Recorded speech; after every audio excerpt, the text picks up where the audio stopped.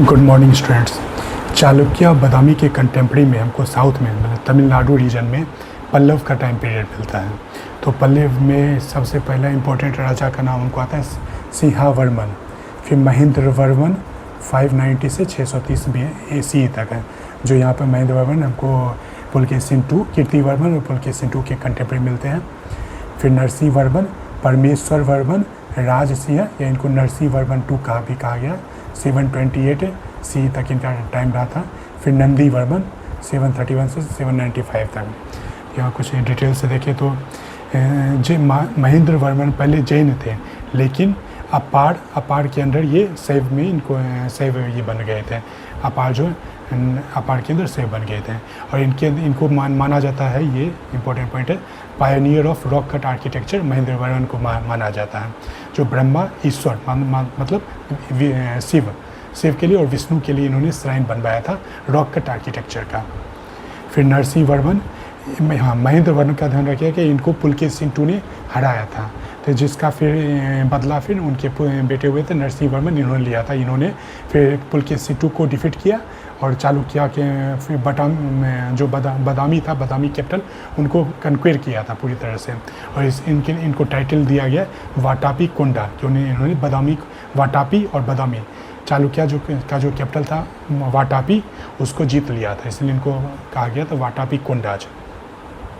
और इन्होंने ही port city of Mamallapuram और महाबलीपुरम को इस्टेब्लिश किया था, जहाँ पे लेटर धीरे धीरे करके कई सारे टेम्पल्स और बहुत ही ब्यूटीफुल आर्किटेक्चर्स स्कल्पचर्स बाद में किए गए हैं, जो आप आगे देखेंगे।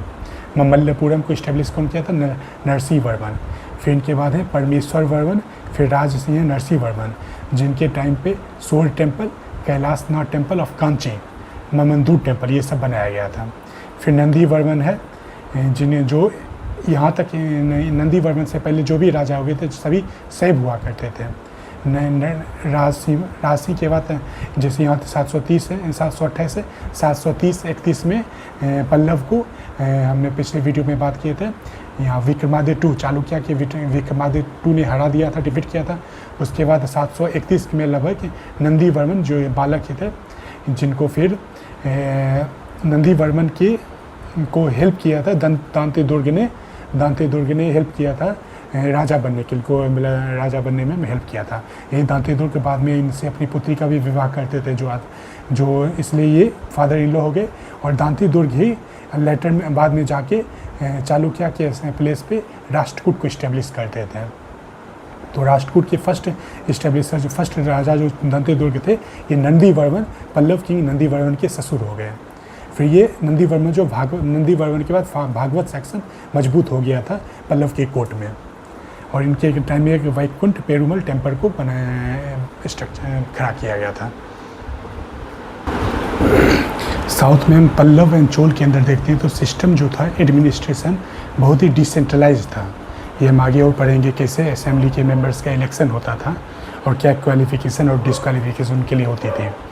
तो एस लोकल असेंबली होता था, लार्ज डिग्री ऑफ ऑटोनॉमी उनके पास होता था। लोकल अफेयर्स में कई तरह, जैसे टेम्पल प्रॉपर्टी हो गया, टेम्पल एंडोमेंट्स को देखना, इरिगेशन, कल्टिवेटेड लैंड, पनिशमेंट करना, सेंसस एंड अदर रिकॉर्ड्स, लगभग लोकल लेवल जो भी काम होता सब करते थे।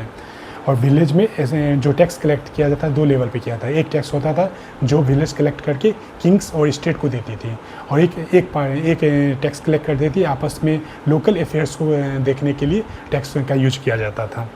तो दो तरह का टैक्स कलेक्ट किया जाता था। और विलेज लगभग तीन प्रकार का विलेज वहाँ मिलता है। इंटरकास्ट विलेज, मतलब सभी तरह के कास्ट के लोग रहते थे, और यहाँ का जो रिवेन्यू है स्टेट को दिया जाता था। तो कुछ विलेज एज ए ग्रांट होते थे, ब्रह्मदेह और अग्रहार। ब्रह्मदेह हो गया इंडिविजुअल ब्राह्मण्स को जो ग्रांट दिया जाता था, अग्रहार हो गया कलेक्टिव ब्राह्मण्स को जो दिया जाता था, वो अग्रहार हो गया। और देवाग्रह हो गया जो टेम्पल्स को दिया जाता था। ब्रह्मदेह और अग्रहार में जो रिवेन्यू कलेक्शन होता था वो ब्राह्मणों को ही दिया जाता था, और देवदेह विलेज से टेम्पल्स को रिवेन्यू दिया जाता था, और टेम्पल्स के पास ही पूरा कल्टिवेशन लोकल अफेयर्स को देखने का पूरा राइट होता था। फिर एक हैबिटेशन का नाम मिलता है इनको चेरी, जो प्रोबेबली अनटचेबल्स और आउटसाइड जो कास्ट सिस्टम से जो बाहर रहते थे उनको कहा जाता था, उन हैबिटेशन को कहा जाता था चेरी।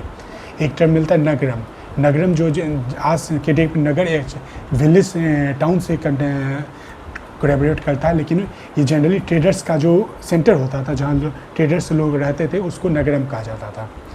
फिर साउथ में हमको जैसे डिसेंट्रलाइजेशन हो गया, एग्जीक्यूटिव पावर ही हो गया, उसी तरह साउथ में डिसेंट्रलाइजेशन का एक सिस्टम है। लोकल लेवल पे सिक्योरिटी, वो लोकल लेवल पे ही उनको विलेज को डिफेंड करते थे। ये कुछ हीरोज उनको कहते थे, उनके लिए विरगल का सिस्टम चलता था।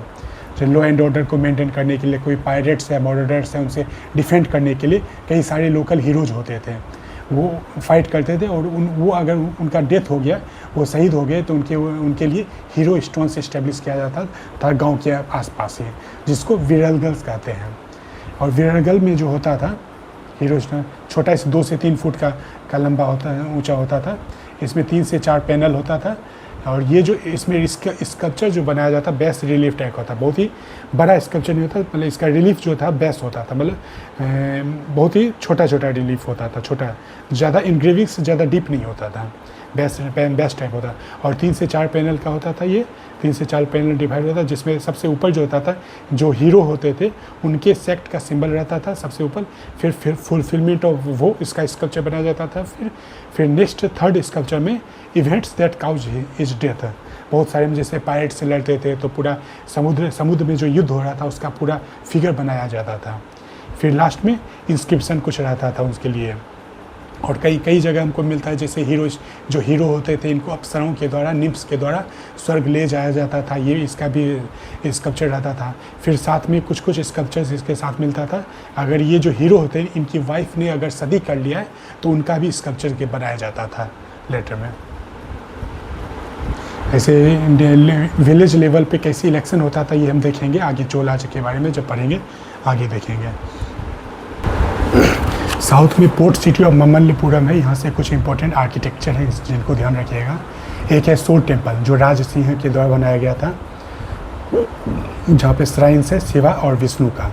फिर 5 स्टोरीड रॉक कट आर्किटेक्चर है ये, और इसका सबसे इम्पोर्टेंट मोनोलिथिक विमान, जो शिखर है उनके ऊपर जो विमान होता है ये मोनोलिथिक है। फिर हम एक है पंच पांडव रथाज है, जो युधिष्ठिर, अर्जुन, भीम, द्रौपदी और नकुल सहदेव, इनके लिए पंच पांडव रथाज हैं। फिर कृष्णाज मंडप है जिसमें विलेज लाइफ दिखाया गया है। फिर डिसेंट ऑफ गंगा का एक स्कल्पचर है, रॉक बड़ा सा स्कल्पचर है, जिसमें या तो कुछ भागीरथीज पीनेस या अर्जुनाज पीनेस भी कहते हैं इसको। फिर एक है कृष्णाज बटर बॉल है, जो लार्ज स्टोन है, एक लार्ज स्टोन है वहाँ पे जिसको कृष्णाज बटर बॉल कहा गया है।